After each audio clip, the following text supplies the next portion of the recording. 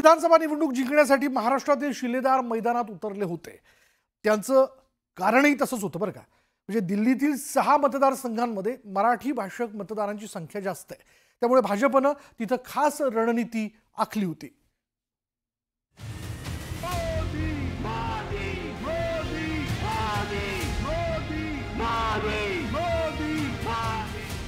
दिल्लीच्या विधानसभेची निवडणूक जिंकण्यासाठी भाजपनं आधीच तयारी सुरू केली होती। प्रत्येक राज्यातील मतदारांवर लक्ष ठेवण्यात आलं होतं। दिल्लीतील मराठी भाषक मतदारांना एकत्रित करण्यासाठी खास सेल तयार करण्यात आला होता। या सेलमध्ये 200 पेक्षा जास्त नागरिकांचा समावेश होता। डॉक्टर भागवत कराड, केंद्रीय हवाई वाहतूक राज्यमंत्री मुरलीधर मोहोळ यांची यासाठी नियुक्ती करण्यात आली होती। तर दुसरीकडे मराठी भाषकांचं प्राबल्य असलेल्या मतदारसंघांमध्ये सभांचं आयोजन करण्यात आलं। मुख्यमंत्री देवेंद्र फडणवीस यांनी 6 सभा घेतल्या। रोहिणी, डीसी चौक, सेक्टर 9, पहाडगंज, दयालपूर, गोकलपूरमध्ये त्यांनी प्रचार केला। लोकांनी मोदीजींना साथ द्यायचं ठरवलं होतं।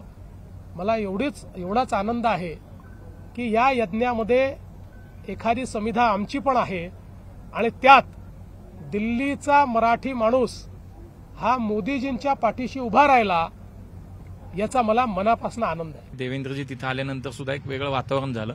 दिल्लीतली कधी नाही इतकी मराठी माणसं एकत्र आली देवेंद्रजींच्या कार्यक्रमासाठी। त्यामुळे महाराष्ट्राचे लोकप्रिय मुख्यमंत्री आले, आम्ही काही सहकारी म्हणून मराठी माणसं आमची वेगवेगळ्या भागात जी होती, साधारणतः 2-1 लाख मतदार, साधारणतः 1.5 ते 2 लाख मतदान आहे, पण ते वेगवेगळ्या भागात आहे। अशी लोक एकत्र आम्हाला करता आली। मराठी भाषक मतदारांना भाजपकडे आकर्षित करण्यासाठी राष्ट्रीय लोकशाही आघाडीच्या खासदारांनी प्रचार केला होता। शिवसेना आणि भाजपच्या खासदारांना विधानसभांची जबाबदारी देण्यात आली होती।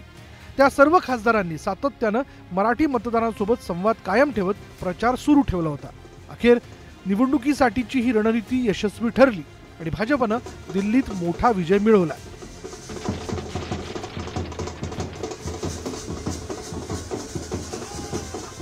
मराठी मतदारांना भारतीय जनता पक्षाकडे आकर्षित करण्याकरता मराठी प्रकोष्ठ भारतीय जनता पक्षाने स्थापन केला होता।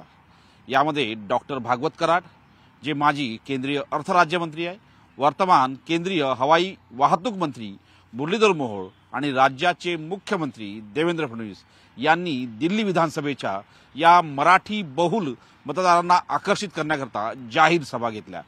त्याचमुळे असं म्हणावं लागेल की दिल्लीच्या विजयामध्ये मराठी चेहरा देखील अत्यंत महत्त्वाचा होता। नवी दिल्लीहून व्हिडिओ जर्नलिस्ट योगीसह प्रशांत रामदास, न्यूज 18 लोकमत।